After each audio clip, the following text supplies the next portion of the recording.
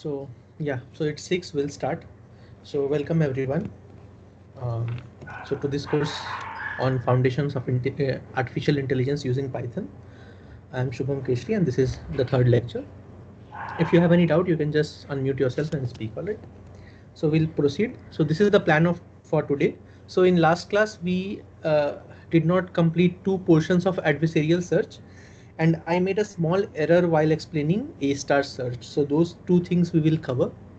I'll also plan to cover a small portion of how to write pseudocode because some may not be very comfortable in using Python, and in such cases you can submit your assignment using pseudocode.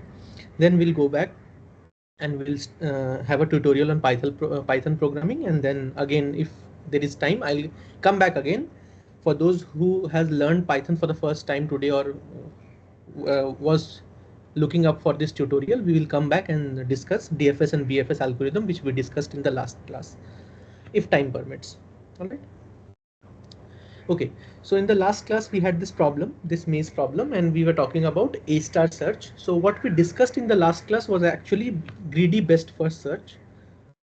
In greedy best first search, we populate. So we use future distance. So if you remember, the problem had two distances, g of s plus h of s. This is the cost to move from one state to the other. G of s is the cost you have incurred to reach that state s. So s is a state, right? And h of s is the heuristic value you are giving for that state s. In greedy best first search, g of s is not considered, only h of s is considered. So in this maze problem, the numbers I have written over here, 7, 6, 5 are the heuristic values, h of s values. And we were using these values to solve this maze, right? So we were actually solving it using greedy best first search heuristic. We'll move to the cell with the lower h of s value. So from here we can either go this direction or this direction and so on. So we discussed this in the previous class. Now we will see what A star search is and how it is different, right? So that I actually messed up. Okay, so in A star search, we have two components. This is actually, we will refer this as the past cost. So what is the past cost? So the cost you incurred to reach that state from the start state. And this h of s is the heuristic value. And this is actually the future cost, estimated future cost. So you are estimating from state S what will be my cost to reach the end state, estimated future cost. All right. So you see, I have given two spaces for this cost. One is G of S and one is H of S, and we'll reason it out how this A star search works. And one more thing I forgot to mention last class was A star search will give you the optimal solution. All right. So it will always give you the optimal solution, provided your heuristic. So last class we talked about, so if you go back, last class we talked about, so just give me a minute.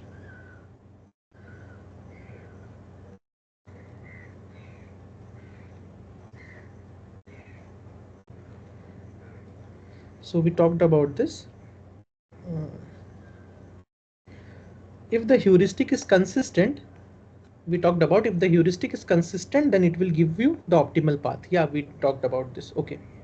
So it gives you the optimal solution. So we'll see how A star search works. So if you are at the start state, we will know that the path cost is zero, past cost is zero because you are starting there, and we'll say that the cost of reaching that state is zero. And 7 is the Manhattan distance. It is the heuristic value. You can just check 1, 2, 3, 4, 5, 6, 7. So you need 7 steps to go to G when all the walls are not there. So that is the heuristic value, the estimated future cost of reaching G from S. All right.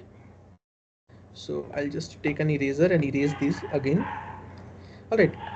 And we will account for G of S. So suppose because we are starting over here, and this state, the next state will be at a cost of 1. So this is 1 and this is 1. So this evaluates to 7 and this also evaluates to 7. So the heuristic can take any path randomly. So suppose the heuristic took this path, right? Now again, this will be at a cost of 2 plus 5, which is 7, and this is also at a cost of 7. So it took this path, right? Now the cost to reach this state will be 3 plus 4, which is 7 again, and this is also 3 plus 4, 7 again, and this is also 7. So the heuristic takes this path randomly, right? Again, here also you see it takes 1, 2, 3, 4. 4 is the cost to reach that cell, and 3 is the future cost. This is also 7 again, and so is this also. So the heuristics comes over here and it gets blocked. So it sees that there is no path to go forward. Now it will trace back. It sees that if I had come over here, so you see initially the heuristic went this way, right? The heuristic went this way. It ignored this path and also this path. Now what it will do is it will trace back and see whether to go this direction or this direction. So it sees this is also at a cost of 7. This is also at a cost of 7. So let us assume that the heuristic takes this path. Okay. So what is the cost? So initially, so I'll just erase few things again, right? So this was at a cost of 1 plus 6, 2 plus 5, and this was 3 plus 4. So all are 7. So this is at a cost of 7. This is at a cost of 7. This is also at a cost of 7. Again, you come here, you will see this is also at a cost of 7, right? Now, if you go in this direction, if the heuristic checks this cell, what it will see is if I come from this direction, the cost of reaching that cell is 5 plus 4, which becomes 9, right? But if the heuristic has went this direction, the cost would have been 1 plus 6, which is 7. So the heuristic will not take this direction. The heuristic will take this direction, right? So it will stop over here. It has explored these cells. So these cells it has explored, but it will not explore this cell because the cost of reaching that cell is 5 and the heuristic value is 4. The sum becomes 9. So it will not go in this direction. It will come in this direction. Again, this will be 2 plus 5, which is 7. And if it goes in this direction, it becomes 3 plus 4, which is again 7. Now it comes here, it becomes 4 plus 3, which is again 7, which if it comes here, then it becomes 5 plus 4, which is 9. But it doesn't have any other cell to explore. You see, it doesn't have a choice. It only has this to explore. It has explored this area, this area, this area, and all the other areas. So it will go there. So now the cost is 9. If it goes in this direction, it becomes 6 plus 5, which is 11. And if it goes in this direction, it becomes 6 plus 3, which is 9. So which direction the heuristic will take? The heuristic will take the right direction and not this direction. It will not take this direction. And it will move like this. So this is the idea of A star heuristic. It doesn't just care about H of S, it also care about G of S. That's it. That is the small change which A star does. Any questions?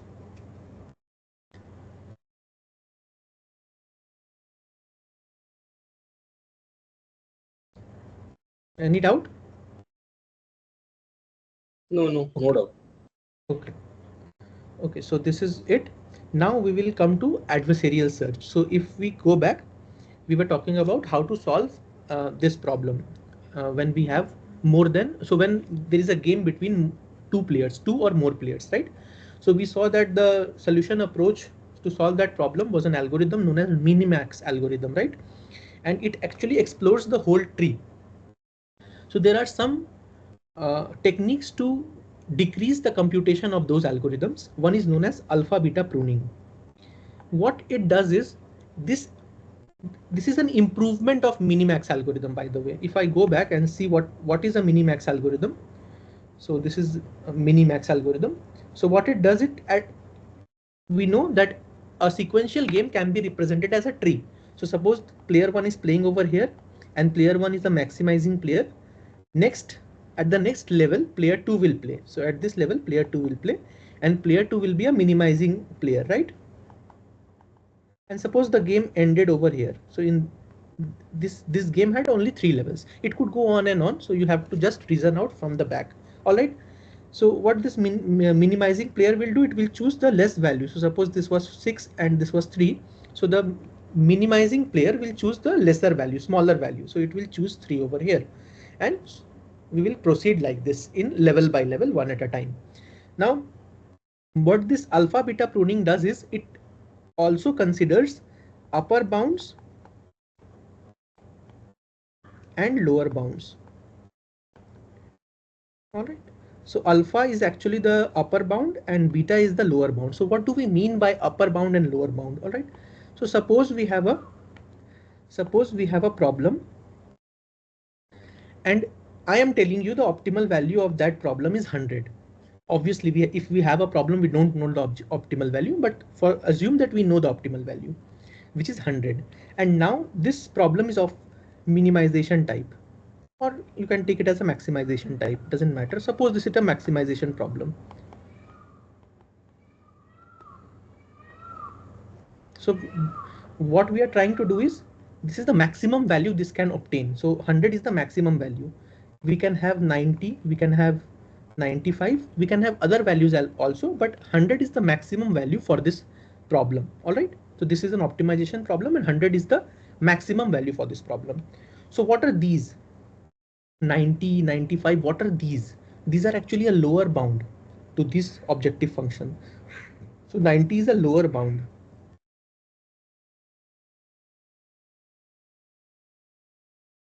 Right? It will be this value or more than this. 120 is an upper bound. It will be less than 120, right? So these are upper bounds and lower bounds. This idea we'll use to prune some of the nodes. How will we do that? So I'll just erase this and I'll take one example for better understanding. So suppose this is the problem and we have some leaf nodes. So over here also there is nodes, right? It has some value. So A, B and C, some values. Now this is a minimizing player. These are minimizing players and these are maximizing player, right? So over here, what this algorithm will do is, first it will keep track of upper bound and lower bound for the maximizing player. All right. So for the maximizing player, it will keep track of the upper bound and lower bound. So if these three are the leaf nodes of this node, if these three are the children of this node, the minimizing player can have a value of 14. So this cell will have a value of 14, right? So what will the max player think? He will think, I will get at least 14 because if I go in this direction, I am guaranteed to get 14, right? So the minimum value I can obtain is 14. Not minimum value, maximum value. Yes. So the maximum value I can obtain is 14 because if I have any other, just a minute, maximum or minimum, it will be the minimum value. So I'll let you know what I mean by this. So you see, this is actually a minimizing node, right? When this maximizing player is analyzing this direction, he knows that the minimizing player will choose at least 14 over here. So if I go in this direction, I am guaranteed to get a 14. If I go in this direction, he sees that there are two nodes and there is one more node. So what this minimizing player will do, he will choose minimum of 19, 13, A. So whatever this value of A is, he can choose 13 or less. So if A is 16, so the minimum value will be 13. If A is suppose 9, then the minimum value will be 9. So the value at this cell will be either 13 or lower. Similarly, the value at this cell will be 14 or no. So this is 14 exactly because we know that there are three values and we are guaranteed to get 14. Over here, what this algorithm will do is it will not check the other value. Why? Because you see over here, he will get 13 or lower. He will get either 13 or lower. So maximizing player knows that I shouldn't explore this direction because the maximum value in this direction I'll get is 13.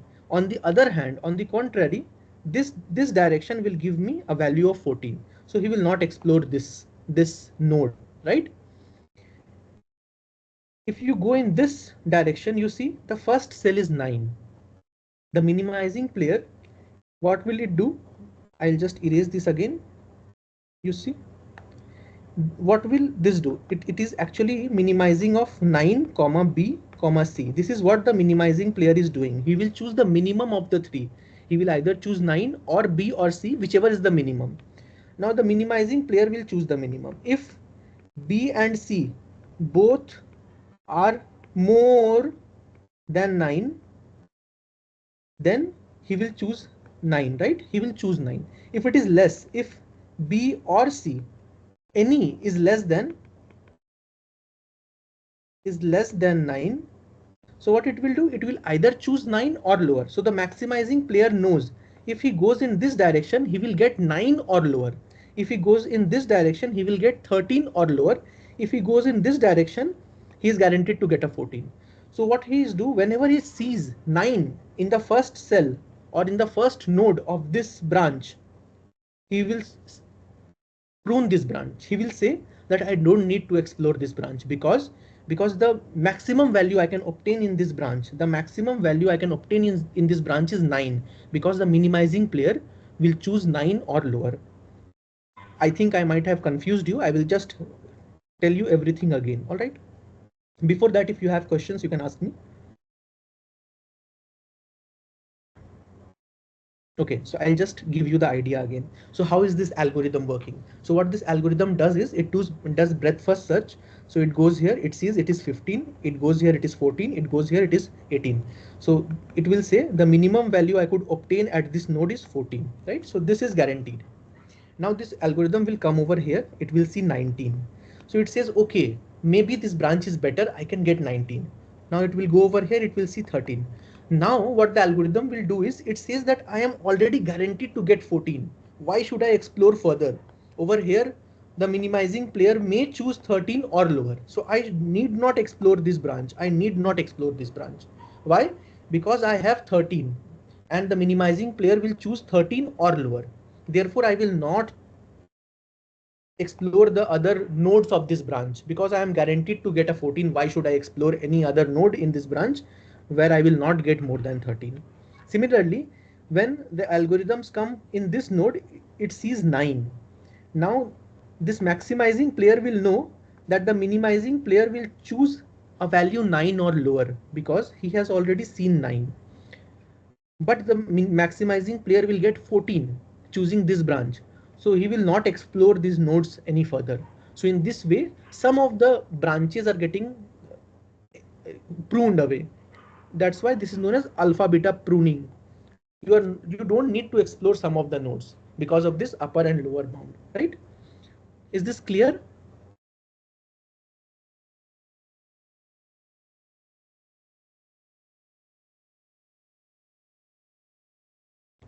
Anyone, any doubt? Okay, so this is the idea of alpha beta pruning. It prunes some of the nodes which you need not explore any further due to this upper and lower bound. All right, there is okay. So this is what comparison between Minimax and alpha beta pruning. Alpha beta pruning is actually an improvement over Minimax. So it is always recommended to use alpha beta pruning when using a Minimax algorithm. So that is what I have written over here, right? Alpha beta pruning is always preferred over standard Minimax because it is just a Minimax with some more bookkeeping. You are also keeping the record of these values 14, 13, 9 and so on, right?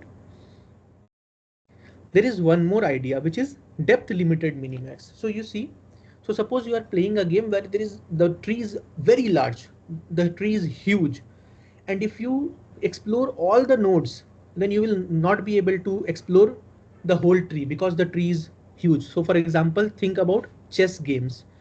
The branching will be huge so if you start from the starting point of the chess, you can imagine the number of branches the tree will have for this game.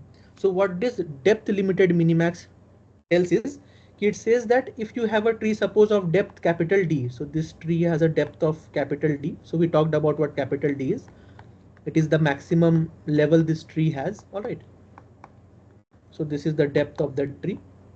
It says that do not explore the whole depth. You go to a smaller depth, suppose small d. When you are at this node, use a heuristic h of s to obtain what will be the future cost. So similar to the idea of A star heuristic, you will not explore the complete branch. You go to some depth. So suppose you are, so I'll use another color. So suppose you are at this depth, stop. You get this heuristic and obtain what will be the future cost. So what will be these? So if you had explored the branch completely, what would have been that cost h of s? You take that cost and do not explore the complete branch.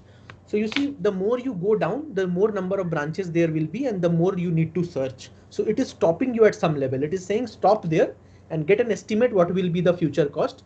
So suppose in a chess game, it will say that if the opponent has very few chess pieces left, it is more likely you will win. So stop, don't explore further and assume that you are winning and then trace back. So something like that, some kind of heuristic is there.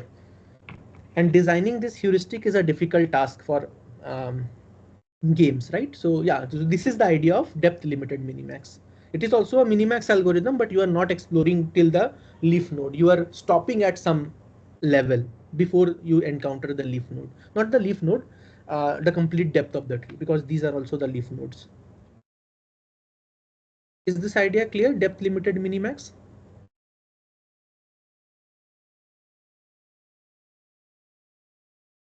So I assume that it is clear. All right. Okay, so this was it for what I had planned for in the previous lecture. Now we'll proceed to the part of today's content, right? So what is planned today is we will discuss what a pseudocode is, how to write a pseudocode, and then we'll go to Python. So we'll discuss the basics of Python. If anybody wants to leave now, they can leave, because we will just talk about some basic Python stuff and how to write a pseudocode. All right. So what is a pseudocode? You see, you can have so you can communicate with computers, and computers only understands zeros and ones, right? It doesn't understand anything. So this is actually known as machine code. And machine code is actually a low level language. Why are we labeling as low level? Because it is difficult for us to understand that language, and anything which a humans understands better, or he can understand, he or she can understand, we are labeling it as high level language. So a low level language is a language like machine code, and a high level language is like Python is a high level language, and yeah, pseudocode is a high level language, and so on, right? So pseudocode is a high level language and it describes an algorithm. So it what it does, it gives you step-by-step instruction of what you want to do or what you want to implement. And what are we trying to implement? We are trying to implement an algorithm. So I have some examples of pseudocode and we'll see how to write a pseudocode. You can write pseudocode in plain English also, but few things you have to take care, like using programming constructs like loops, conditionals, and functions. So we'll see what are we labeling as a loop, what are we labeling as a conditional, what are we labeling as a function call. I have one or two examples which will make it easier to understand. All right. So why use pseudocode? So you see, it is recommended generally whenever you are solving a problem, you don't just go and write your code. What you do is you should have an idea of how this code will work, writing an algorithm.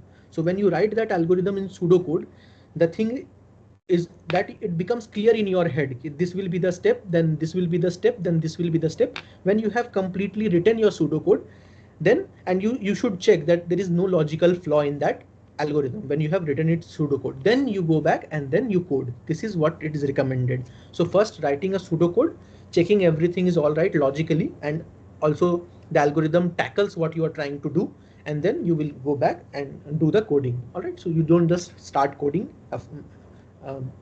when you get a problem. So this is what it talks about. Why do we need a pseudocode?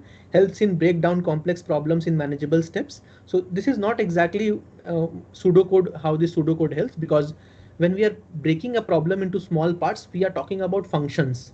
So for example, I have an example. So we will show you how breaking into manageable chunks works. So for example, if you are building a calculator, you can break the functions like Addition is a separate function, subtraction is a separate function, square root is a separate function, and so on and so forth. So those functions you can separately write and build one main function which calls these separate blocks individually, and then your calculator works as a whole. All right, so you're breaking a bigger problem into smaller problem. So this pseudocode focuses on logic of the algorithm rather than the syntax. So some might not be very familiar with syntax. So writing in pseudocode helps you analyze your algorithm, not focusing on focusing energy on the syntax. Yeah, these are all fine. So what are the best practices to write a pseudocode? You should have a clear idea of what you are trying to do. The algorithm you are developing, you should have a clear idea, and then you should write. When you are describing some variables, so suppose you are saying that name is a variable, you are extracting the name of the user and you're storing it in some variable, then you should clearly label that variable as name. You shouldn't use abstract names like I or J or K, something like that, when you are writing in pseudocode as well as when you are coding. So those are good practices to follow. So in programming, when we write some block of code, in some of the languages we use curly brackets. So we'll see what a block of code is. We use curly brackets, right? But in Python, we don't use curly brackets. We use indentation. So I'll show you. So suppose I'm writing if x equals to 3. I'll tell you what the double equals to means. And in other languages like C++ or Java, you generally write it in curly bracket, right? The if block. But over here in Python, we generally indent. So it means that when you write the next line, which is inside this if, like print the value of x, so we are indenting it. So it means that this print statement is inside this if block. That is what indentation means. Yeah. Now one more advantage of pseudocode is it is language independent. So when you are writing pseudocode, you can share it with a programmer who uses C, who uses Java, who uses Python, and so on and so forth. So it is language free and concise but descriptive. Yeah. All right. So we'll see what the structure of pseudocode is. So you should clearly specify when your code is starting. You should clearly specify when your code is ending. You should have some inputs and outputs, and obviously the algorithm which you are writing. So I have taken one example. So this example is write a pseudocode to find the maximum of two given numbers. So you see I am specifying that this is the start of my pseudocode and the inputs are two numbers A and B. If A is greater than B, then I'll specify that A maximum is equals to A. Else I'll specify maximum is B. You could have written A greater than equals to B as well, because equality means both are having the same value. I'm specifying that my if block is ending. So the if block is not continuing further. And then I'm specifying that this is the output I'm giving. What is the output? Maximum, that this variable maximum is the output which I am giving. And this end means my pseudocode has ended. Now in mathematics, when I write x is equals to 3, maths, so in mathematics, it means that LHS is equals to RHS. It is a statement. It says that both of the sides of the equations have this, if evaluated, have the same value. But in programming, this equality means assignment. X is equals to 3 is an assignment in programming. It means this value 3 is being assigned to a variable which is named as or labeled as x. All right. So this is a difference between mathematics and programming. All right. So when I'm writing max is equals to A, I'm specifying that the value A has will be assigned to a variable named max. All right. So this is an assignment, not the mathematics equality which we use. All right. Okay, so this is one example of pseudocode. I'll show you one more example. So this pseudocode I have written in a different style. The pseudocode which I'll show for this, I have written it in a different style. Again, if you go back and see the pseudocode I had given in not yesterday's lecture, the day before that, in lecture 2, I have written it in a different style. It doesn't matter. So the style in which you are writing the pseudocode is not very strict. Like if you are writing a Python code, the syntax is strict. You should write like this only. But while writing a pseudocode, it is not it is not compulsory to write in a strict style. All right, so the style may vary. So I'll show you what I mean by a style. So what this problem says that you are given a word and you are asked to find that word in a dictionary. So can anybody unmute and tell me how do you find a word in a dictionary? So suppose I have asked you to find the meaning of the word sit. How will you do that?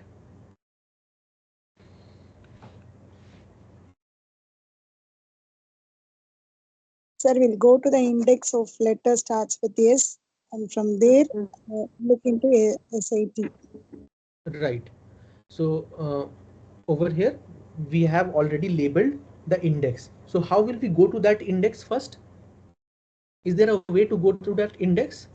I, no, sit for sit S. Check if the letter is S. If yes, then take the second letter. Check if the second letter is I. If yes, then check the third letter. Check Right. it is T. If yes, output is equal to sit. So you are using this word check. So I'll define this more descriptively. What do you mean by check? So suppose you are given a dictionary and more appropriate algorithm. So you see when you have written this algorithm, check whether the word is first word is I or not, first word is S or not, second word is I or not. You cannot give this to a computer and ask it to do the thing because you have not defined what check is. So I'll not say it is incorrect, but a better way to define an algorithm is each step should be defined appropriately. So I'll give you one more example. You may be thinking that this is not correct. What I have told you is correct. It's subjective. All right. So one more algorithm could be a binary search. You open the dictionary at the middle and you see the word S should be at the right hand side or the left hand side of the dictionary, because when you have opened it, the dictionary at the middle portion 50%, so you might see some words starting with maybe J, K, L somewhere there. So you should know that the words sit, that S should be on the left hand side. So what you will do, from the left hand side you will open it in the middle. So when you open it at the middle, you see suppose P, then you may always you will always check again that this word S will be on the left hand side or the right hand side. So you will conclude that okay, I am at P, then I should go again in the right hand side. So you'll go to the right hand side, open at the middle portion, and then you will search. So this is actually a binary search algorithm. All right. So I have written that binary search algorithm in the context of this dictionary lookup using the pseudocode. All right. You can have another algorithm also. So suppose you are saying I will turn one page at a time. So this is also an algorithm, linear search algorithm. So you're just turning the pages one at a time. All right. So this is a linear search algorithm. That is also a correct algorithm, by the way. All right. What do I mean by correct algorithm? The correct algorithm is an algorithm which gives you the appropriate answer you are looking for. It will not give you an answer which you are not looking for. All right. So there are two components of an algorithm. We will not discuss those because this is not an algorithm course. Correctness, and the second is efficiency. So I'll give you one example of incorrect algorithm for this binary dictionary lookup. So suppose I'm saying I will turn two page at a time, because one page at a time will take more amount of time to search. What I will do is I will turn two page at a time. So although this algorithm will take less amount of time, it is not a correct algorithm because it might skip a page where the word you are looking for existed. So this is not a correct algorithm. So whenever you are designing an algorithm, you should always take care of the two things: correctness and efficiency. Efficiency can be broken down into two components again: space and time. So we were talking about these two components when we were discussing the DFS and BFS. All right. Okay. Now coming back to this pseudocode. So what I'm saying is pick up the dictionary. So wherever the dictionary is, pick up a dictionary. All right. Open the dictionary in the middle. Look at the page. So you see these words: open, look, pick. These are action words, right? Verbs. And in programming, these are actually functions. So when I say look at a page, right? So you have to specify to the computer what do you mean by look, and these are functions. So we will see what I mean by look. I have not mentioned over here, but we will see. All right. Okay, so I'll just erase this part again. So look at the page. If the word is on the page, look up complete, get the meaning. So if the word is there, the work is done, terminate the algorithm and give the meaning of the word. If the word is in the earlier part of the dictionary, open to the middle of the left half of the dictionary and go back to line 3. So you see there is some kind of looping also. So I'm saying go back to line 3. If the word is in the later part of the dictionary, open the middle right hand side of the dictionary and go back to line 3. Else quit. So there is some conditionals also, conditions, if else. And why should I specify quit? So suppose there is a word in the dictionary which is not there. So you should also write the boundary cases. So whenever you are designing an algorithm, you should check that it is satisfying all the boundary cases or not. All right. So whether it is capturing the boundary cases or not. So suppose I gave you some word, made up word, and it is not in the dictionary. So what will your algorithm do when all these steps has completed and it has not found a word, it didn't find that word, so that algorithm should quit. All right, so these are the steps. So you see I have marked these words in blue. These are actually verbs, functions, and whenever you are writing an algorithm, after you have written these words, you should define what this function will do. So for example, if I am building a calculator, so I can have input. So I am writing from the middle, so there's can be other previous some steps also. So suppose I am asking the user to input two words A and B. I'll say if the user, so I'll write it properly, just give me a minute. So suppose I'm writing an pseudocode of a calculator. So what is the input? The input will be three things, A, B, and so A and B are the two words and the operation. So suppose there are four operations: plus, minus, multiplication and division. So I am taking three variables as input to this algorithm. Now if operation, so I'm writing in shorthand, equal to plus, then I'm calling a sum function, sum A comma B. And what I am doing is I am calling it and printing it, suppose. So I'll just erase this and I'll write print sum A comma B. If operation equal to minus, then what should I do? Print subtract A comma B. So you see over here there are other parts also to this algorithm. You see these are functions, and whenever you are writing a pseudocode, you should define what this function will do. So over here, what will look do, what will open do, what will get do. All right, so these are functions. The other parts are conditionals, if statements, else statement, if else statement. All right. And the third component over here, which you should be careful about, are these expressions. So what is this? This is a question, a Boolean expression actually. Is word on page? It will either be true or false. All right. So these are expressions which give indication to this conditionals whether to execute that block or not. All right. So, and the fourth component over here is loop. All right. So I'm looping to step 3.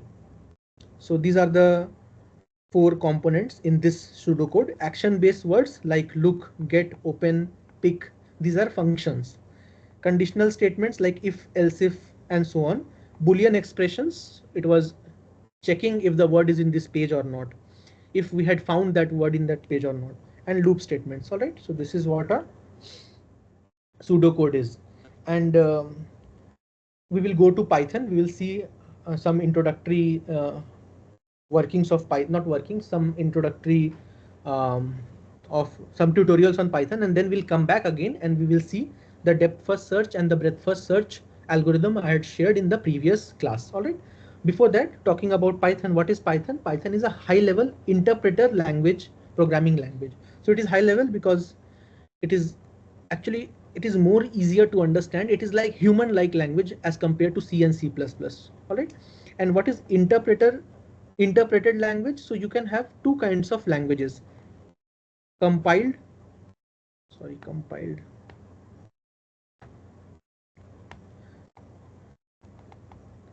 and interpreted.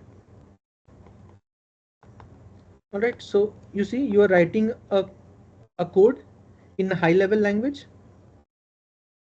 and there should be some translators to translate this code into machine code. All right, so this is machine code, which is a low level language. All right, so when you are writing the code in high level language, there is some translator to translate it into machine code. So that translator can either be a compiler or it can be an interpreter. So what does compiler do is it takes the whole code. So for example, I'm reading a book. The book is in English, and I'm giving you, and suppose you don't know English and you're asking me to translate it to Hindi. So what I can do is I can take that book in English, I can completely translate it into Hindi and give you back the book. So that is what a compiler does. It takes the whole code, converts it into a executable, and then you can use that executable to run your code. All right. So the compiler takes the whole code and then converts it into executable such that you will be able to run that code. So it converts directly the whole code to the machine code. What interpreter does is it takes one line at a time. So it will take, so suppose you are giving me that book, I am reading the first line and telling you, okay, this is the translation of the first line. Then I'll go to the second line and I'll tell you this is the translation of the second line. So this is what an interpreter is. All right. Now you see the difference between these two when there is an error. So suppose your code has an error. If you have a compiler based language, so for example, C and C++ are compiler based language. Python is a interpreter based language. All right. So if you are using a compiler based language, and if your code has some error, the code when it is being compiled, there will be some errors and none of the lines in the code will be executed. So suppose there were 10 lines and the error was at line number 10. All the 9 lines will not be executed. First, there will be an error. Whenever you fix that error, then only those lines will be executed. But when you're using Python, and if you have an error at line number 10, all the 9 lines will be executed because it is taking one line at a time and compiling it, converting into machine code and executing it. And when it has come to the line number 10, it encountered an error, then there will be error. So all the 9 lines before the line which had the error will be executed. All right. So this is the difference between a compiler based language and an interpreter based language. Why are we using Python? Because it has a rich ecosystem of modules and libraries which you can use to program and in your algorithms. All right. And yeah, so what are we using? We will either use Google Colab or Jupyter Notebook. If you have installed Jupyter Notebook, then it is good, or we can just go to the cloud and use Google Colab. All right. So we will come to my computer and I'll just, before that, any doubt? Okay, so just give me 1 minute.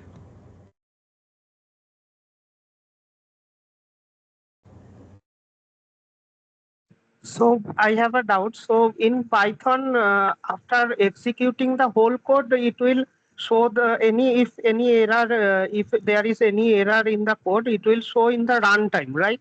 But in case of compiled language, it will show while we will execute the code, while we will compiling the code, right? If you please explain the runtime concept, it will be helpful. My background is not computer science, so I may make some error, but the idea which I have is, I'll tell you. You see, when we have an interpreter based language, it takes one line at a time, executes that line, and then goes to the next line. If you have an error in that line, it will prompt you that there is an error in this line, and yeah, the execution will stop. If you have a compiler based language, it will take the whole code and first convert it into machine code. While converting into the machine code, it will check for syntax error and so on and so forth. If there is an error, no execution will be done. You will be asked to correct those errors, and then when it converts to machine code successfully, then the execution will be done. Okay, now it's clear. Thank you. I will show you I can just show you in Python very easily. The interpreter example I can just show you. Just give me a minute, I'll share my screen.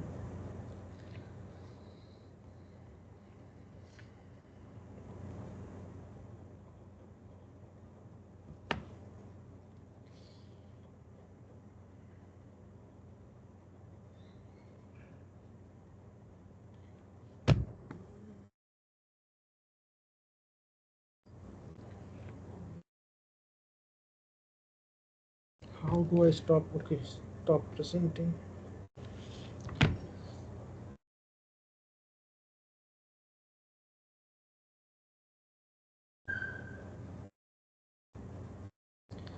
So is my screen visible?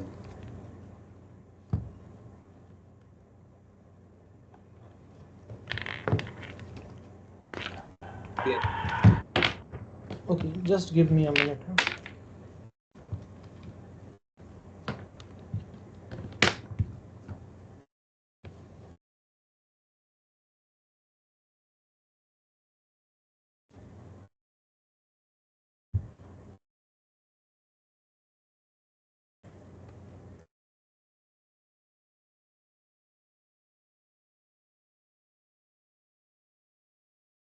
Okay.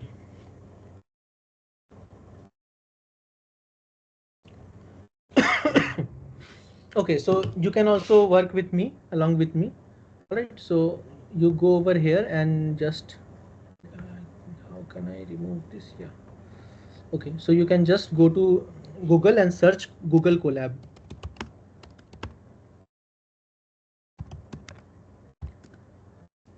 All right, so you will see this website, collab.google notebooks. So are you doing with me? Then I'll wait and then work, or I can just go ahead. So it is better if you just follow along. All right. So in Google, you can just get collab.google and notebooks. If you click this. And what about Jupyter? So Jupyter you have to install. I have installed Jupyter as well. I can show you Jupyter. I already have installed Jupyter. So Okay, what do I need to start with? I'll just show you. So this is the Anaconda Navigator. Okay, just a minute. I have the Navigator installed. Yeah. So for all others, just you can go to Google Colab. I'll just show you there also. So yeah, so this is Anaconda. You can just go to Jupyter and launch. And if you are in Windows, you can just search Jupyter and it will be launched. All right. So this is how you will see, and you will only be able to see C drive over here. All right. You can change it, but currently you will only be able to see C drive, and you can go over here, new Python 3, and then it will open a new notebook. So this is for all those who are using Jupyter, and for all those who are using Google Colab, you are here. You can just go to new notebook. It will take you to the drive where you can create new notebooks. So just give it a minute. By the way, Google Colab is a little bit takes a little bit more time than Jupyter, because Jupyter is running in your computer and this Google Colab is running in the cloud. All right. So this is how a new this will start. New notebook starts. You can just change the name of the notebook over here. So I'll just change the drive first. Let me go over here. Okay, so I'll work with this. So I hope you could create a new notebook. So this is how a new notebook will look. You can just change the name of the notebook, class 3. Yeah, class 3. Okay. So I hope you are here. So those who are using Jupyter notebook can just rename over here, class 3, and everything else is similar. So whatever I do over here will be same as whatever you are doing over here. So if you want, what do I need to select for Jupyter notebook? so if you are opening Jupyter notebook, good. So what computer are you having, a Mac or a Windows? Mac. So you open your Anaconda prompt and then launch Jupyter. So if you launch Jupyter, I launched Jupyter. Yeah. So you go here, new. Okay, Python. new. Okay, IPY. Okay. Okay, so you will come over here. This is the new, and for just give me 2 minutes, I'll just introduce the platform. So over here you can add new cells. So when you go to plus, you can add new cells. You can just delete by double D. If you type double D, then these cells will get deleted. And whenever you want to run, so suppose I'm writing 3 and you are running, so you can do it by shift enter or command enter. Anything will work. And over here also, so if you write just 3 and do shift enter, that cell runs. So these individuals are cells. All right. And this Jupyter notebook or this collab, these are creating Python notebooks. These are not actually Python files. This will have a extension of IPYNB. All right, so this is a different kind of extension, but it uses Python to execute everything. So don't worry about all those things right now. Okay, so I'll just start. Maybe I'll use collab. Okay, so you see this Python can be used very similar to a calculator. So you can just do arithmetic operations like 3 plus 3, and if you execute, you will get 6. All right. So, and you have different types. So this 3 is an integer. So when you write type and you check what this is, it will give you an integer. All right, int. So int represents an integer. So when you say type 2.5, this will be a float. This is another type, data type in Python, which is float. All right. So are you able to follow? Yes. Okay. So you see, there are variables in Python. So just like previous in my discussion, I showed you variables. So you can do assignments over here. So suppose I write age is equals to suppose 15. So what is happening is this 15 value of 15 is getting stored in age. Now this value has been stored in age. All right. Actually, this is not how memory works. What it is doing is this 15 is somewhere in the memory, and this age is pointing to that memory. So suppose this 15 is kept in a box in the memory. What age is doing is this label. This is a label which is labeled to that box. All right. So this is how memory is kept in Python. Now when I write print age, this gives me what the value age has, which is 15. Now print over here is a inbuilt function in Python. So for example, in our discussion, when we were talking about this algorithm pseudocode, we had some functions, right? So like look, check, these are all functions. So print is also a function in Python. In any programming language, Python can take some arguments. So over here, I am passing this variable age to this function age. All right. You in Python, you can also, so using print statement over here, it is not a statement, it is a function. You can pass strings as well. So you see we had integer variables. 3 is an integer, 2.5 is a float. You can also have integer variables. All right, so I'll just show you. So you can also have strings. So what are strings? Strings are collection of characters. So suppose my name, I am writing my name here. So this is a string, a collection of characters. So if you check the type of this, you will just see that this is actually string, and string is actually abbreviated as str. All right. So if you pass this string to Python, sorry, not Python, print, it will print that string into the so what I will say, a block. All right. So this is printing Shubham. Okay. Now you see a string in Python is inside a quote.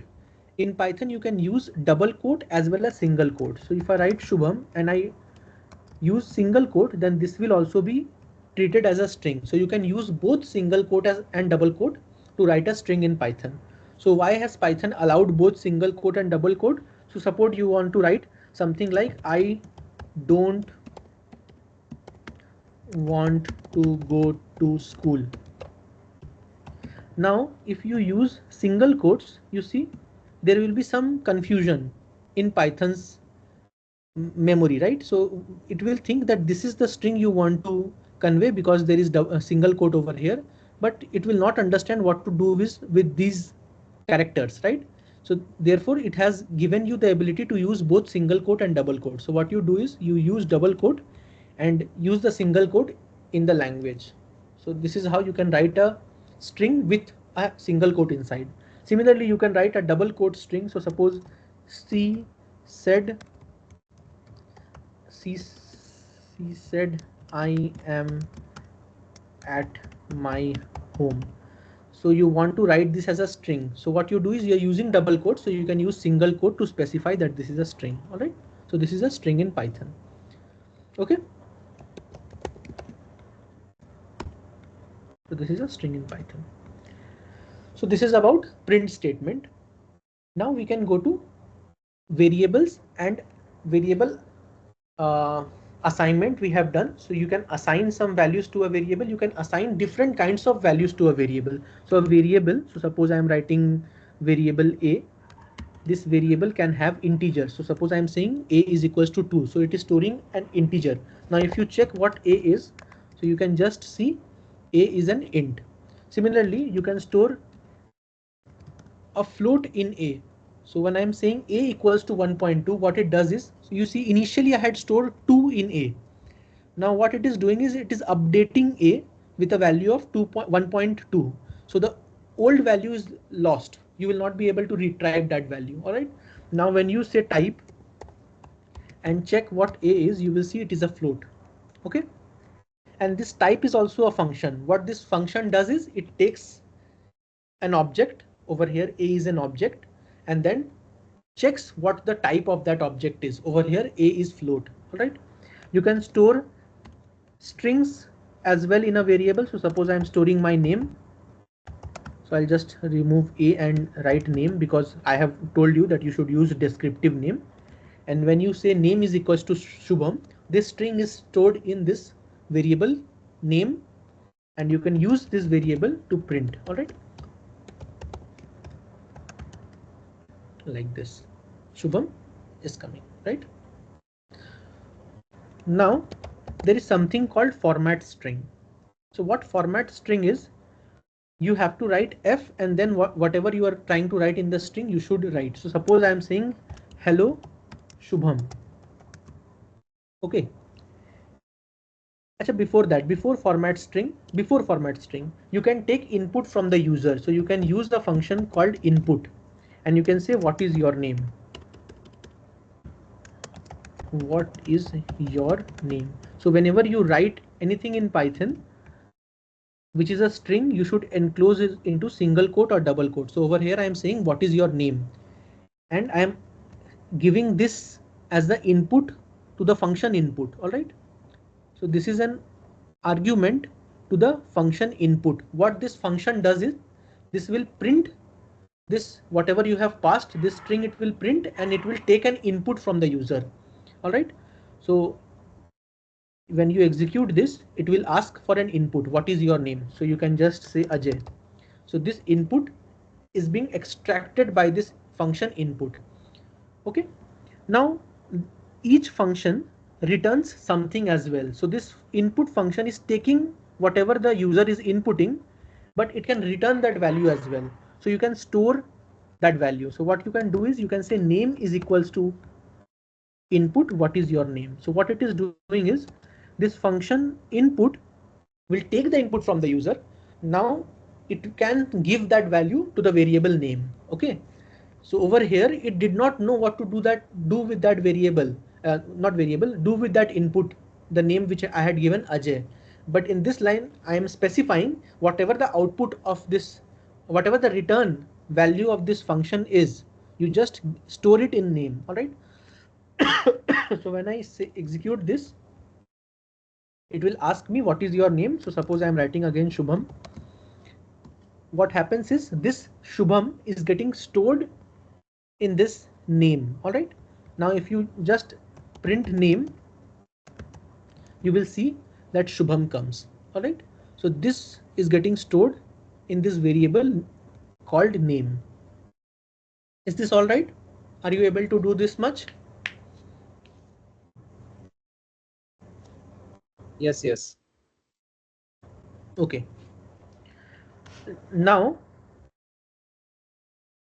I was talking about format string. So suppose you want to greet someone.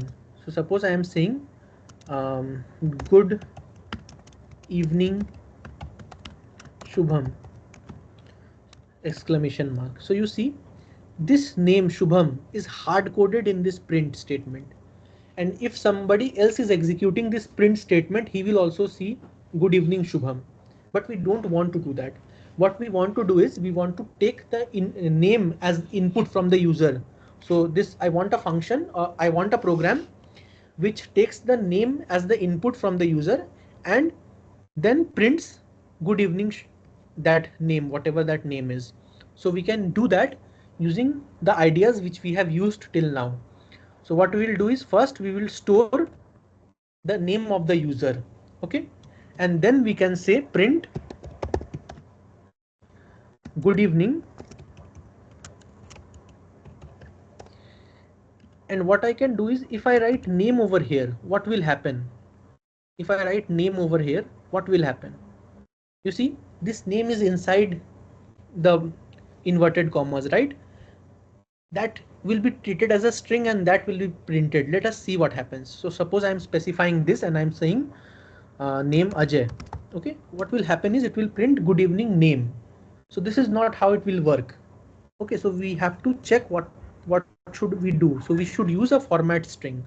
How will this format string works? What it will do is, in place of this name, it will give the value this variable has. Before that, you have to tell Python that this is a variable, not the string. All right. So what you have to specify to Python, that this name is not a string, it is a variable. All right. So you do that by specifying f over here and giving curly braces. So when you do this, then Python understands, okay, this is not a string, it is actually a variable and I have to put the value of the variable over here. Okay, when you do this, I'll give an exclamation mark. When you do this, and then it will work. So suppose I'm writing Arjun. What is your name? Arjun is giving his name Arjun, and then it will say good evening Arjun. Okay.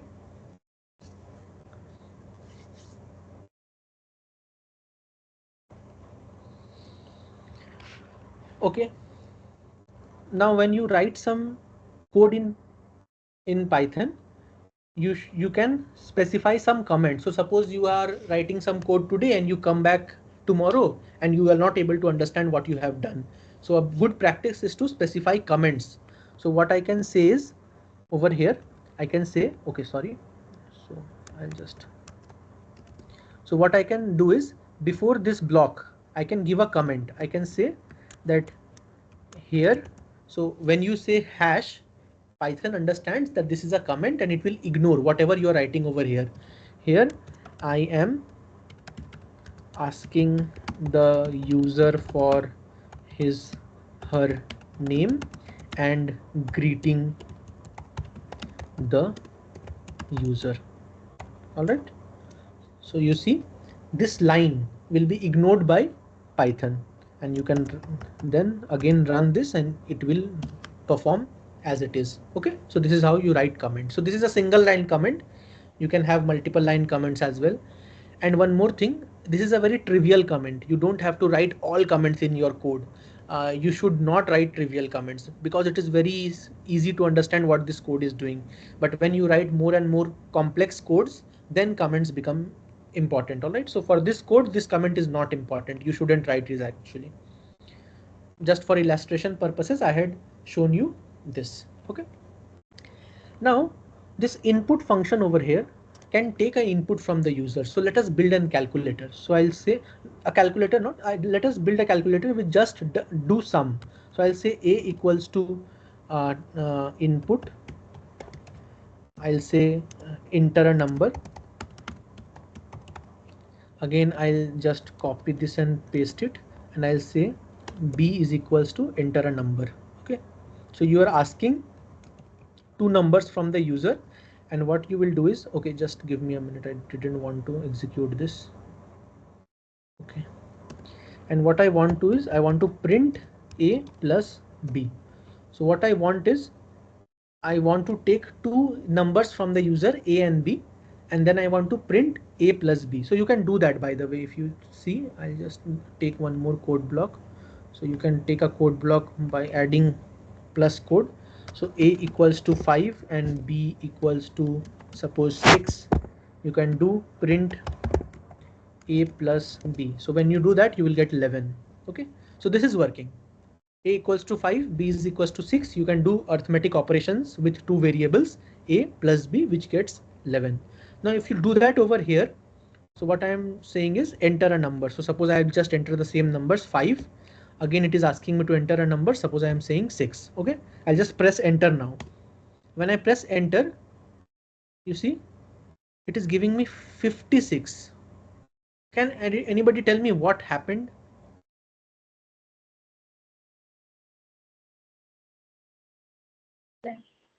String concatenation. Sorry? It's a string concatenation. Right. So what is happening? A is stored as a string as well as B. Yes. So what happens is this input, this actually when it returns the value from the user, it treats it as a string. So over here 5 is, so A is treated as a string and B is treated as a string. And when you do plus operation in two strings, so suppose what I am doing is SHU plus BHAM. When you do plus operation, it is a concatenation of two strings. So it will add that up, not add that up, it will concatenate the two strings SHU BHAM. So this is what it is doing. 5, so it is a string, plus 6, which is a string, so it is giving 56. Therefore, whenever you are trying to take an input from the user and you're using it as an integer, you can do conversions. All right. So what you can do is you can say what I'll do is a equals to int a and b equals to int b.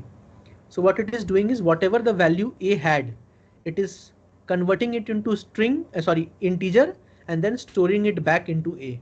Over here, it is taking that value, converted into string, and then storing it in, converted into integer, and then storing it into b. And when I do this, then it will work. Okay, so I'll say 5, and then I'll say 6, and then it will give me 11. Okay, and you can just remove some of the steps over here by just converting it directly. So you can just say whatever the value of input is, convert it into integer directly. So you can just do this and you can just remove these two lines altogether. This will work. Okay, 5 and 6.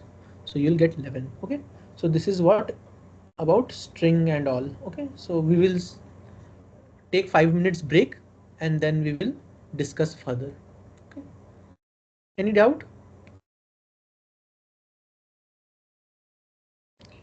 All right, so we will meet at. Shubham. Yes. uh, Yes. Can I have means just in the problem when I wrote a is equal to input enter a number 5 and 6, then the answer of print a plus b was 56.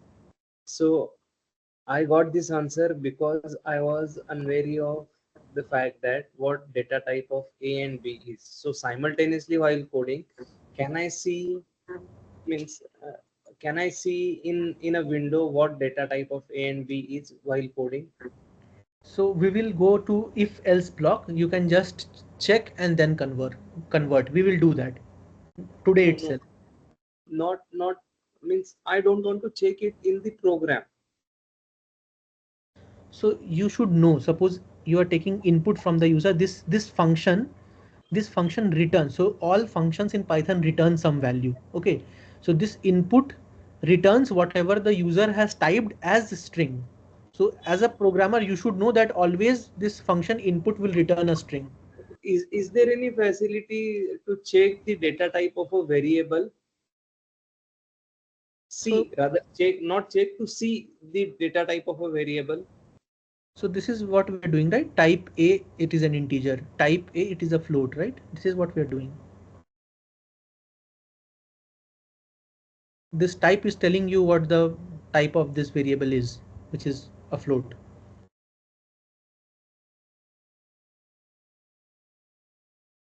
Okay. Okay, then we'll meet at 7:14. Okay, we have a lot to cover, so I'll go a little bit fast maybe. Okay.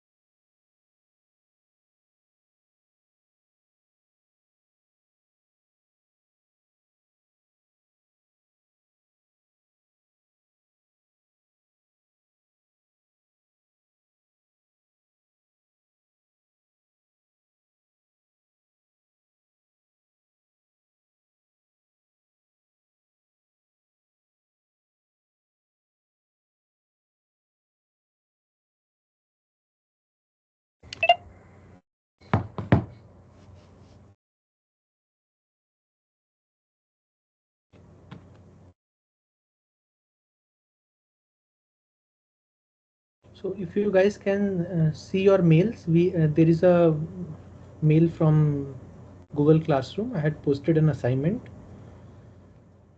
Go there and read those assignments after the class. And if you have any doubt in those assignments, you can post it in the group. Okay.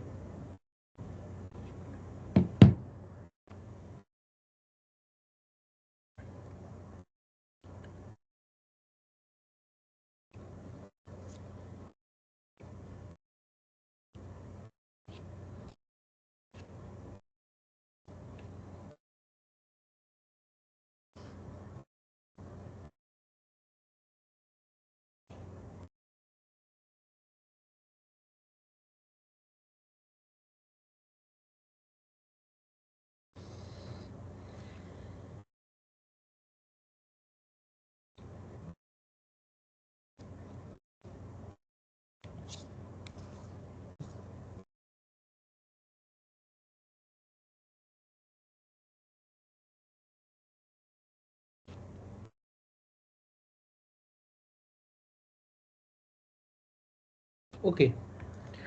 So we have talked about integers. We have talked about floats. We have talked about string. There is one more primary data type in Python, which is known as Boolean. A Boolean can take two values. It can either take true or it can either take false. All right. And this T and F should be in caps. Okay. So these are known as Boolean values, either true or false. Okay. So you can just check type of this variable. So you can just store it maybe. So let me store it somewhere. So I'll just say a equals to true and execute this, and I'll say type of a. So you will see it will be BOOL, bool. It is known as Boolean. Okay. So why is this needed? You see, when you have conditionals like if, else, if, and so on, then you would need these statements either true or false to tell the condition. If the statement is true, then perform this. So these kind of variables are needed then. Okay. So you see, we have talked about functions in Python. So print is a function. This type is also a function. Each function does a specific task, right?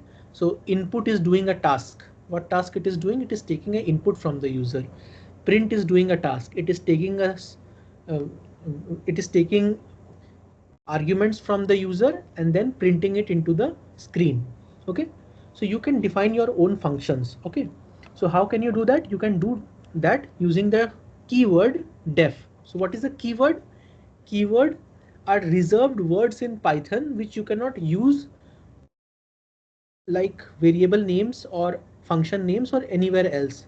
So this true is a keyword, false is a keyword, str is a keyword, int is a keyword, print is a keyword, input is a keyword. So these words you will not be able to use as variable names, function names, and so on. All right. So def is also a keyword. Def helps you define your own functions.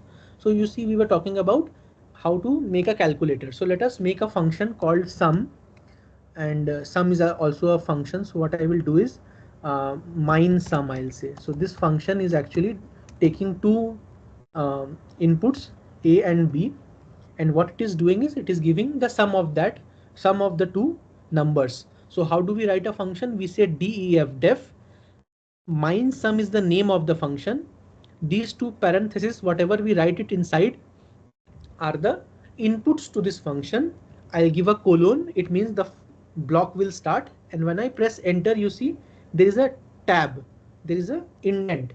So if you remember, when we were talking about pseudocode, we are saying whatever is indented comes under that block. So this is that block, and whatever we will write will come inside this block. So what I want to do is I want to say number sum is equals to a plus b.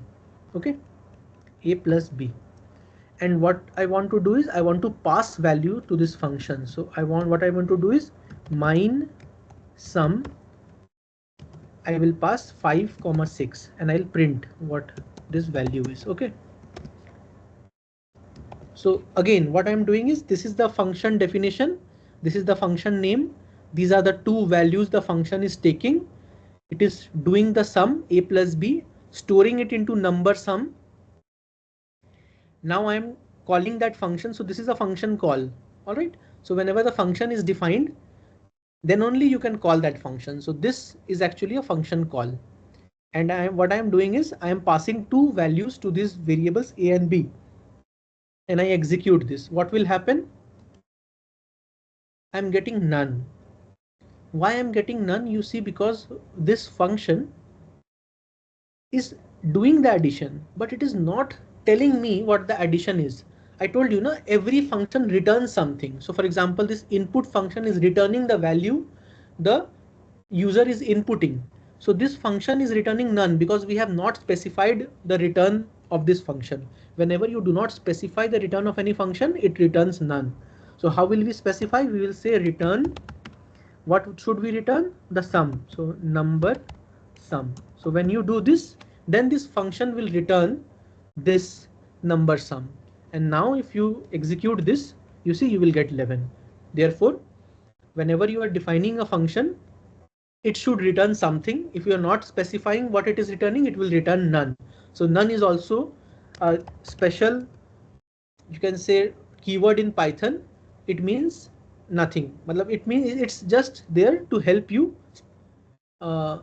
specify that there is not specified something. There is nothing which is specified there. All right. So we are returning sum over here. So this is how you do a function call. So for example, over here I was telling you, take a name from the user and greet the user. So this can be thought of as a function. What this function is doing, it is greeting a user. Okay, so we will write a function called greet. So what we will do is we'll say def greet, and I'll tell you what the input is. First, let me do what it should do. So what it should do is, what it should do is it should take an input from the user and print that greeting it should print. Now, if you think about it, it doesn't need an input. It is taking the input from the user directly and printing it on the screen. So when I call this function now, how do we call a function? You specify the name of that function and do the parenthesis. So when you do that, give the parenthesis. When you execute this, then it will call this. Sorry, there shouldn't be an indent. I had by mistakenly given an indentation. You see this error, indentation error. And the errors in Python are very descriptive, not very descriptive, descriptive than other languages. So do read the error you are getting. So by mistake, I had indented that function call. So what is this? This is a function call. And if you see, I'm not returning anything because I don't need a return statement now. In such cases, this function will return none. And I don't need that return, so I'm not specifying. Okay. So when you call this function now, it will ask you what is your name. So I'll just say Shubham, and it will print good evening Shubham. So this is also a function call. Okay. So this is how we. So this function doesn't have any parameters. This function has parameters. Okay. All right. So this was it. Now we will talk about arithmetic operators. So you can have addition. So I can have 3 plus 4. So this is addition operator.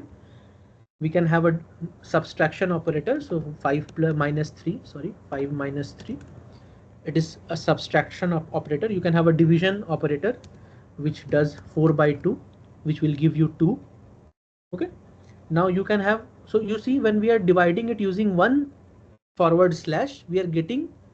So suppose I'll just give you, for example, 10 by 3. So what I'm getting is 3.3333. So this is giving me a floating value. Over here also you see 4 by 2. It is not giving me 2. It is giving me 2.0. So whenever you use one forward slash, that means division, it returns a floating value. But if you want an integer value, you can use double slash. What it will do is it will truncate. So if you do double slash, it is an integer division. It will ignore the fractional part. It will just give you 3. It will just ignore the fractional part. All right. So this is one operator. There is another operator which is modulus. So it is written as percentage. So when I write 10 percentage 3, it is not saying what is the percentage. So in programming language, whenever we write this operator percentage, it is actually known as modulus operator. It gives you the remainder after division. So when you divide 10 by 3, the remainder is 1. So it will give you that remainder, which is 1. Okay. So how can you use this? So suppose you are defining a function called isEven. So what this function does is it takes an input from the user and tells if the number is even or odd. So I'll just say number and it will tell me. So what it will tell me, it will take remainder. What it is, it will be number by 2. Okay, not by percentage. Okay, now we have not talked about if else, so I'm coming to if else now. So what you have to check is if this remainder is 1 or 0. If the remainder is 1, then you will say that the number is odd. If the remainder is 0, then you will say that the number is even. So what I will do is if remainder. So how will we check? So we are writing that Boolean expression. So if you go back and remember the pseudocode we were talked about, we told you that there is an expression, Boolean expression. So this expression will return a true or a false value. So how do you check? You check by double equality. It means if remainder is 1, this is what it means. Remainder equal to 1 is it is checking if remainder is 1 or not. It is like mathematics, right hand side and left hand side. It is checking if LHS is equals to RHS or not. Then I will print number is odd. And again, you can write an else block, because if it is not odd, then it will be even. So you don't have to check if number remainder is equals to 0 or not. You can just print number is even. Okay. Now you see we have specified this function, but this function will not do anything. Why? Because we have not called that function. This function is there in the Python's memory, but we have not called this function. So we have to make a function call. So what we do, we'll say is even and we'll give a number. So say I'll give 10. So it should give me the number is even. So it is giving me number is even. I can check again even and I'll give him it an odd number. It should give me the number is odd. Okay. So this is the definition of the function. This is the function call and we are passing that value to this function. Now we have if else, but you can have multiple cases. So for example, I am telling you in classes we can have ranges. So if the marks obtained by a student is between 90 and 100, you give him A. If the number is the marks is between 80 and 90, give him B. So you can have not only 2 cases if else, you can have multiple cases, right? So in such cases, the intermediate cases can be labeled as else if, right? So in Python, it is not written as else if, but it is actually a else if. So I'll just show you. So suppose marks is equals to 95. Okay. And now I'll say if marks is greater than equal to. So this is also an operator. Okay.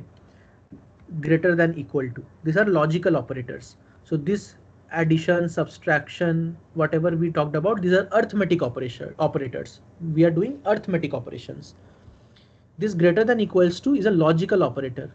Okay, it will check if the right hand side and the operator and the left hand side are matching or not. So if number is greater than equals to 90 and I'll tell you what this and is, and marks is less than equals to 100, print A.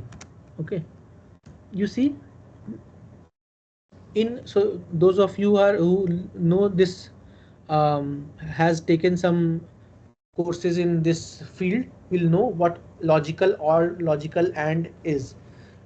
When you have logical and, this and will give you a true value when both these values are true. So when this value is true and this value is true, then the complete expression will be true. Okay. So this and is checking if both the values are true or not. There is another logical operator called OR. So you can have OR also. So what does it mean? either this or both are true, then this statement will be true. I'll show you a truth table. It is known as a truth table. Okay. Currently I don't need or, I need and. What I need, the mark should be greater than 90 and should be less than 100. Then only give A. There is another clause, else if. I told you there is else if. So in Python we write else if as ELIF. It is actually else if in short form, but this is how else if Python understand else if. Marks is greater than equals to 80 and marks is less than 90. Okay, so print B, and suppose there are only 3 grades, else print C. Okay, there are 3 grades, A, B and C. What the marks is 95, so it will print A. Okay, just check, it should print A. Why? Because this statement is evaluating to true. You see, 95 is actually greater than equals to 90, so this is true. Marks is actually less than equals to 100, this is also true. And is checking if both are true or not. Yes, this is also true, this is also true. So the complete Boolean expression, this becomes true. Okay, and I'll show you the truth table. So truth table.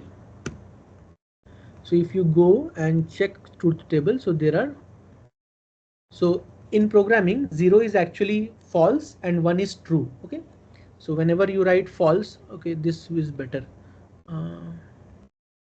Okay, you can understand it. So you see over here, when both is 0, so this is also false, A is also false, B is also false. So false and false is false. Over here A is false and B is true. So and will see one is false and the other is true, it will give you false, and so on. So and is only true when both is true. This is also true and that is also true. Or on the other hand, gives you true if at least one of the two is true. So one over here B is true, over here A is true, and over here both is true. You see, we are getting 1. So 1 is true. One thing is also we have not. So what is not? Okay, so what is not? Not operator, it just flips. So if you say not true, it will make it false. It is just flipping. Not false. Okay, not. So it will make it true. Okay, so these are the 3 logical operators, and, or, and not. And we have talked about if, else if, else. You can have multiple else if, by the way. Over here you can have more. So else, elif marks is greater than equals to 70 and marks is less than 80. Then print C, suppose. And over here else print D. Okay, so you can have multiple else if. This if and else will be once, and elif can be, you can have multiple number of times. And arithmetic operator, we have talked about addition, subtraction, division, integer division, modulus. There is one more operator which is this. So 3 asterisk asterisk 2.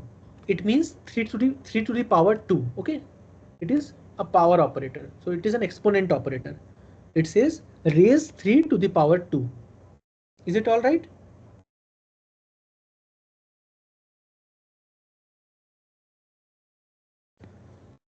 Is it all right? Yes, sir. And yeah, I told you these are logical, these are not actually, these are known as comparison operators. I mistakenly said, I guess, logical operators, but these are conditional operators. Okay, so these greater than equals to, less than equals to, these are conditional operators. Okay, sorry, comparison operators. Okay, so we have talked about conditionals. So these are conditionals. We have talked about arithmetic operators. We have talked about how to define a function, how to call a function. And if you go back to our pseudocode, we had loops. So you should understand what a loop is. So in programming in Python, you can have 2 kinds of loops, a for loop and a while loop. Okay. There are two kinds of loops in Python, a for loop and a while loop. So for example, suppose you want to print numbers from 1 to 100. So what you want to do is you want to print numbers from 1 to 100. How will we do?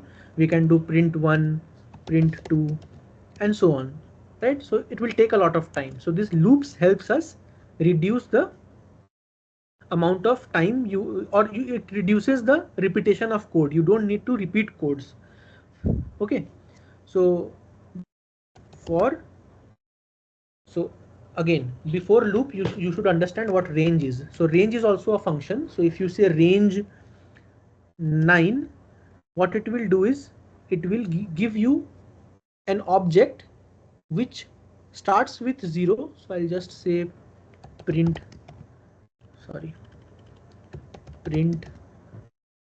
list range. I'll tell you what I am doing in a minute. Okay.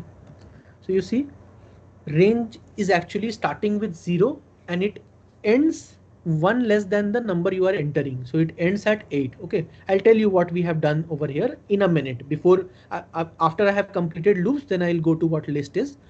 But range is an object in Python which you can iterate over. Okay, so it gives you, suppose you are saying range 10. So what it will do is it will start with 0 and it will go till 9. Okay. You can also give a start value. So if you give 4, 10, so 4 is the start value. It will start with 4 and end at 9. Okay, so I'll just write this in the next line maybe, because I'll share this code with you. So this is when you are not specifying any start value. When you specify some start value, it starts with 4 and ends at 9. There is one more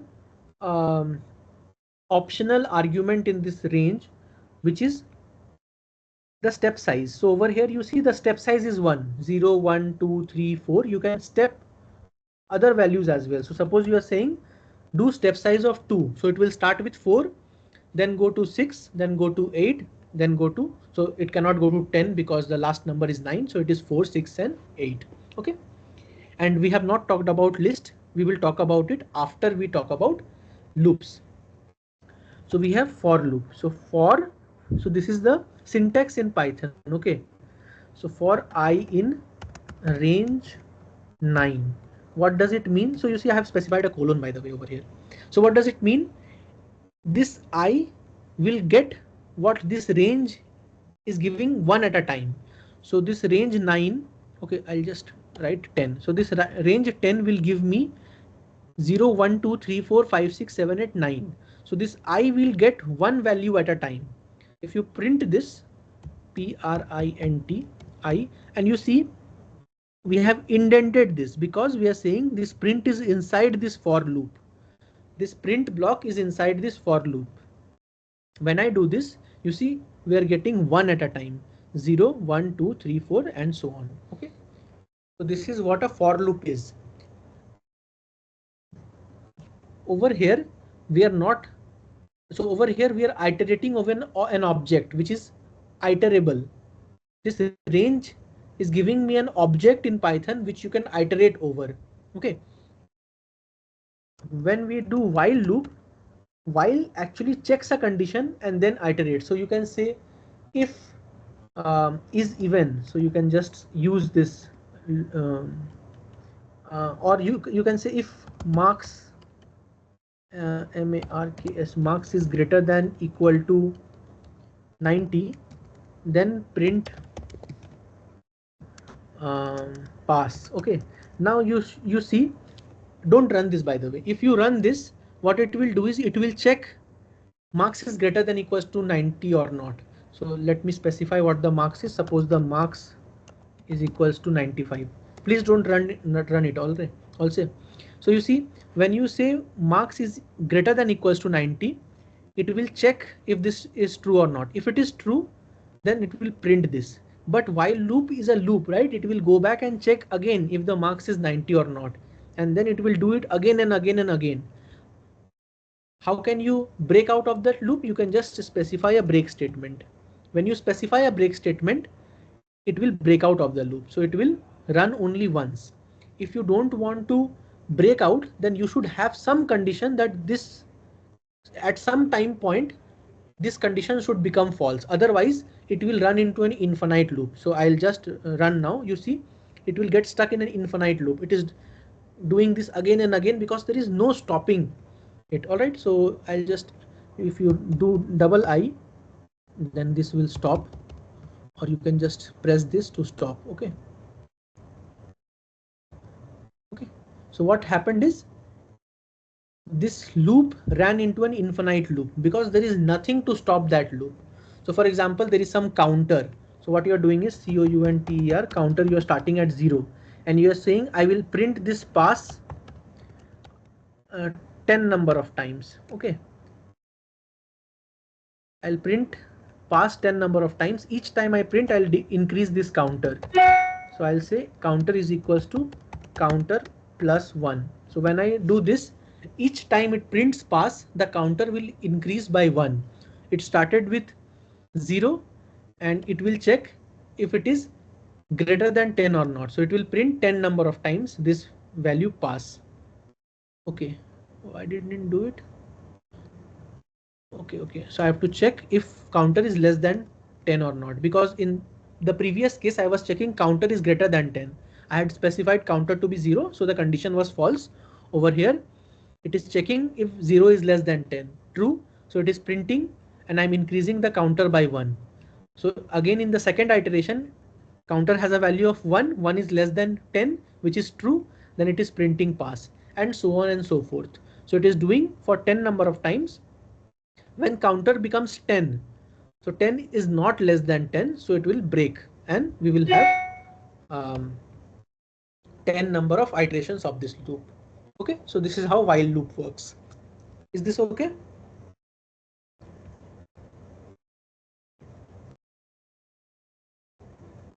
All right, so we have talked about most of the things. The thing which is remaining is, you see, we have talked about this data types in Python, object types or data types, integer, float, string, and boolean. These are primary data types in Python. We have more complex data type as well. Okay, so when you write, when you perform this assignment which I have given you, you may need these things. That's why I'm specifically teaching you this these things now, like while loop, for loop, if else. You may need these things. Okay, function definition. Okay, this is not a complete Python tutorial, so if you have to understand Python more appropriately, you should follow some other tutorial. Okay, now we have what have we covered? We have covered what are the data types in Python. So we have integer, float, string. Okay, we have covered assignment, we have covered variables, we have covered print statement, how to input a value from the user.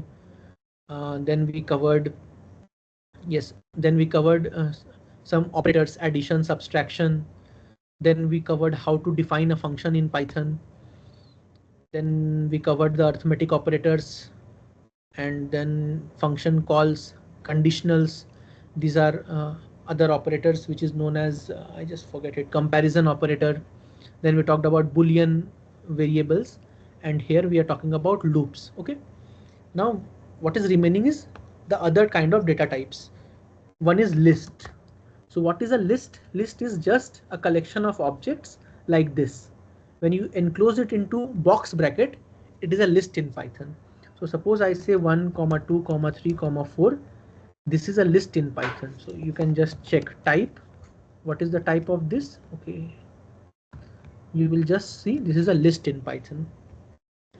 And why are there these kind of data types? Because you may need to store a collection of objects. So for example, if you go back and see our discussion on this DFS and BFS, we were talking about queues and stacks. So we were saying always insert. So if we talk about first in, first out, so we are saying that whichever comes first will exit first. And when we talk about last in, first out, so I was saying always add at the end and take it out from the end. So this kind of collections will help you in such cases. So this is a list, and you can just store this list in a variable. So suppose I am saying list 1. list1 is equals to 1 comma 2 comma 3 3 comma 4 comma 5. Okay, so list1 has this list, so you can just say print list1. If you print this, you will see that we have a list 1 2 3 4 and 5. Now I told you that Python has inbuilt functions.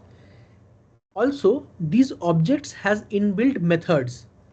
You can perform some operations on these data types. So what you can do is you can add another object in this list. How you can do that? You can do list1 dot append.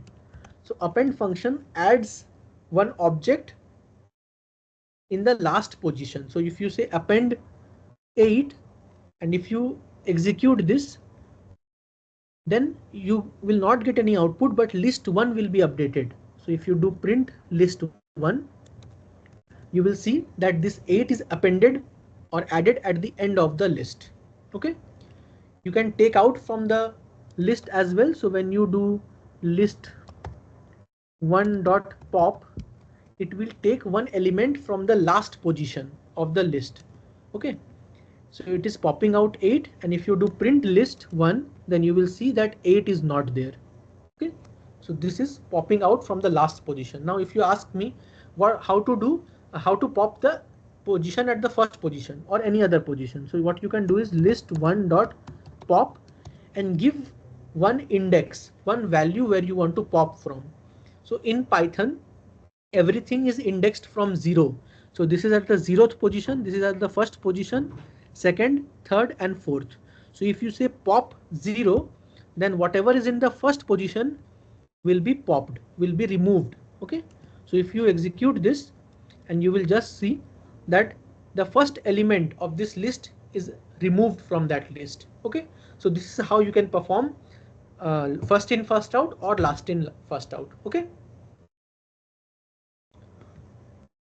is that all right? Okay, now list have other functions as well. So suppose you want to copy this list. So you have list 1. What is this? It is currently 2 3 4 5, right? Now what you want to do, you don't want to modify this list, you want to modify. So suppose you have this at a node, you have this. So we are in a state and we have this. Now what I want to do is I want to create a copy of this list. So how you can do that? You can say list1 dot copy and give parenthesis, and you can store it into list2. So when you do this, whatever the list1 was has been stored in list2. You see, list1 and list2, you have two things. Now if you modify one of the lists, suppose you are modifying list1 dot append and you add suppose 10, so list1 will be modified and not list2, because you are copying list1 from list2. Okay, why is this happening? Because you are creating a copy of list1 and then storing it in list2. If you do that, then and if you modify one of the list, the second list will not be modified. On the contrary, if you say list2 equals to list1, what is list1 currently? List1 is this 2 3 4 5 and 10. This is what list1 is, right? I'll just print maybe over here. What is list1? List1 is this 2 3 4 5 and 10. Now if you say list2 equals to list1, then you are not creating a copy. Now if you append something to list1, so suppose you are appending again 10, again you are appending 10. Now you see you have modified both of the list. You have modified list1 also and you have modified list2 also. Okay, so this equality is not creating a copy, it is just pointing to the same list. So it is label. In that box you have labeled two labels, list1 and list2. Okay, so whenever you want to modify a list without modifying the original list, please create a copy. When you create a copy, you will not inadvertently modify the list you don't want to modify. Okay, is it all right? Now there are other functions with list as well. So you can have clear function. What it will do is, suppose you say list2 dot clear. So it will erase everything in the list 2. And if you print list 2, it will be empty. So this is an empty list. Okay. And if you print list 1, you will see it has everything in it. No, sorry, because you have again, what I have done is I'm saying list 2 is equals to list 1. I'm modifying list 2, and since I had not created a copy, now what is happening is I am erasing list 2, but inadvertently I have also erased list 1. Why? Because I had not created a copy. I had just said list 2 is equals to list 1. Okay. So this clear method is erasing both. If you don't want to do that, please create a copy. When you do this, so I'll just show you. Suppose list 1, I'll show you. List 1 is equals to 1, 1, 2, 3, 4, and 5, and list 2 is equals to list 1 dot copy. Now I have two lists, list 1 and list 2. If I'll just print both of them and show you, both are same now. If I do list 2 dot clear, and now again print both of this, list 1 is as it is and list 2 is getting emptied. Okay. Now there is a function called len. This is a universal function. It tells you how many elements are there in an object. Okay. So if I say list 1, it will give me 5 because there are 5 objects in this, 5 elements in this list. And if I do len list 2, then it will give me 0 because list 2 is empty. Okay.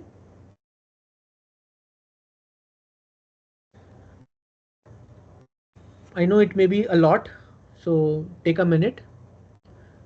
If you have questions, you ask me, and I don't think I should proceed further because it will become a lot. Just one last comment.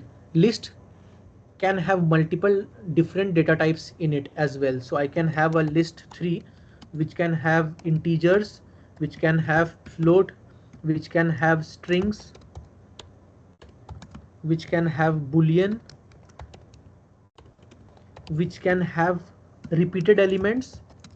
So this will also be a valid list. All right. So list is not just collection of similar data types. List is a collection of any elements of any data type. Okay. So last comment was this on list.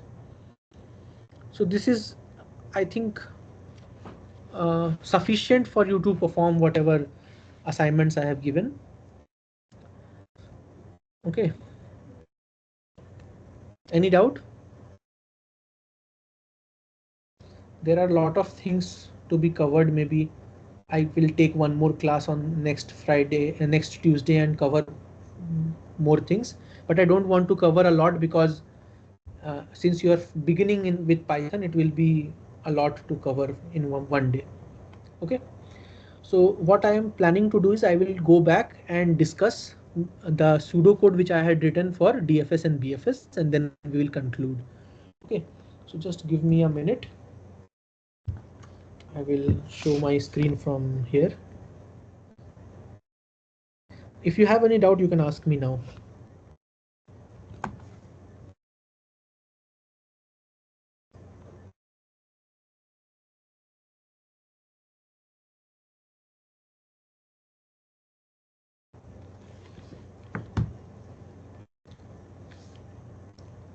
Am I audible or not? I'm not seeing any response from your end. Yes, okay. Yes, you are audible. Okay, so there's no need to call me sir, huh? You can call me Shubham. So I'll just go here. So this is what I had planned to cover at the end. So you see why? Because it will complete everything what we have covered. So yeah, so you see I have written def. So this is a function definition. All right. So I told you in pseudocode there are different styles to write. So this is another style to write that pseudocode. It doesn't matter. You just have to convey what you want to convey in a precise manner. So if you do that, then it is fine. Okay. So you see this is a DFS, and this is a list, and this function name is DFS. It is taking 3 inputs. Okay. Okay, one thing I forgot to mention is list can have, so in our list I had 1, 2, 3, 4 and 5. This is a one-dimensional list. You can have a two-dimensional list. How you can do that? You just create list inside a list. So this is the first list, this is the second list, this is the third list, and you can just close.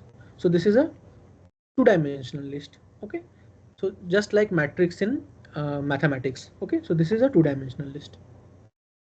Why I'm telling you? Because this is how you can pass a maze in this function. How can you pass a maze? You can just specify 0 and 1. So the first element can be 0, 0, 0. So this is a 3 cross 3 grid, suppose. So I'll just say this is one list, then 0, 0 and 1, 0, 0. So this is the third list. So this is a 2D list, and you're saying that this is my maze. 0 represents the path I can traverse and 1 is a wall. So you can imagine a maze like this. All right.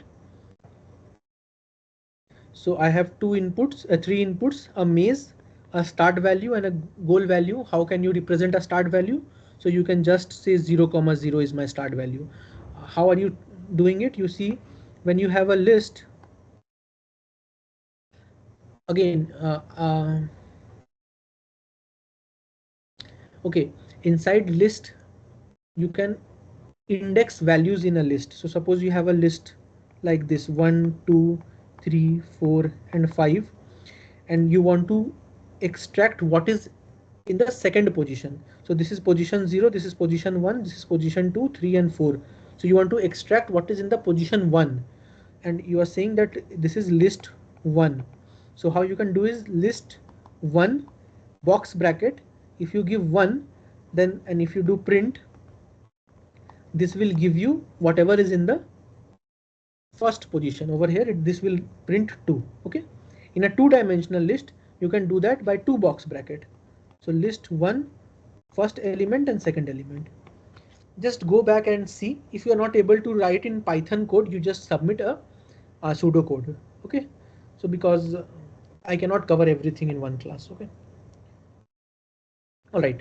So how are we specifying the start value? I'm saying 0, 0 is my first cell I'm starting. Goal can be anything, m cross n jo bhi. We are inputting it over here. Now I am specifying a variable named stack, which is a list. And I have not talked about set, but set is similar to list. But in a list you can repeat elements. In a set you are not able to repeat element. If you repeat, it will become 1. So suppose you have a set 1, 2, 3. If you add one more 1 inside this, it will just get erased because you have a 1. Okay, so set is also a data object in Python. Okay, and this is actually a dictionary. I have not talked about dictionary. But it is similar to list, but it has a key value pair. So when you have a dictionary, we write it in curly braces, but you can specify. So suppose you have a dictionary called, suppose it is data, and what are you saying is it has key and value. Like in actual dictionary, there is a key and it has some value. There is a key. So suppose you are asking some new user to fill a form. So you can say name, what is the value you are saying. So suppose Shubham. What is the address? IIT Kanpur. So it has key value pair. This is the key, this is the value. So over here I am saying start value is none. You can have other start values as well. So this is the key, this is the value. Whenever you write colon, so previous to the colon is the key and the value is the value. And how you can index it? In list we were indexing in box bracket. So when we are saying 2, we are obtaining what is in the position 2. In dictionary we can just write this. So this is a string, so I can just say name. So when I print this, I will obtain Shubham. So that this key acts as helps you to extract what the value is in a dictionary. Okay. Okay, so why are we storing it? Because we told you that when you have obtained the path, you have to trace back your path. So at any node, you can say what is my parent node. So at start node, it doesn't have a parent node, so I'm specifying none. So it doesn't have a parent node. When I go to the next node, I can say I went from this node, so this is the parent node. So this is the key and this is the value. Okay. So I have a while loop. How what it will check if this stack is empty or not. If it is empty, then this while loop will terminate. If it is not empty, then this while loop will run again and again. It just pops the element which is at the last position. So we are not specifying anything. So it is popping at the last position. This if is checking if the current is goal or not, and then it is returning this function call. So whatever this function will return. Okay, so whatever this function will return, this function. So what it is doing, I'll just specify again. If this statement is true, there is a function call. Okay. This function will be called, there will be a return value. So in place of this, we will have a return value. That return value will come over here, and this return is for this function. So this function will return whatever this function has returned. Okay. So this is how, when you come to a goal, you will return. Now again, you will check if this current is not visited, you will add to the visited set. This for loop will help you create neighbors. So when you are at a state, you will create the child. So this neighbor creation is actually child creation. This is a function call. You have to specify what this function is doing. Then this if statement is checking if this not in this. This is actually adding to the dictionary. So you're saying parent. So suppose this is the start node. This is node 1, node 2. So what this will do is, this is the dictionary. It will say node 1. What is the parent? So parent was start. So you are specifying that node 1's parent is start, and then you are appending to the stack. If you're not able to understand it, don't worry, because this needs time. It is not very easy to understand this if you don't have a background on Python. And that is why I'm telling you, if you're not able to write it in Python, please write it in pseudocode. So this is not actually a pseudocode. This is actually very similar to what Python will write in Python. So this is not actually pseudocode. Okay. So, okay. So this is how I had mentioned this DFS. Again, the similar is for BFS, and this is for the path construction function which we are talking about. Anything else? What I will do is I will take one more extra class on the next Tuesday and cover more basics of Python. Okay, so this will help you, because today I just wanted to cover those aspects of Python which you will need to use in the assignment. Next class I can cover more in more depth, all the concepts. Any questions?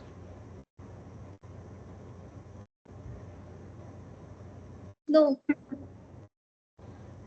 All right, then I'll just end the meeting. And do check the assignment. I have already uploaded it. Thank you.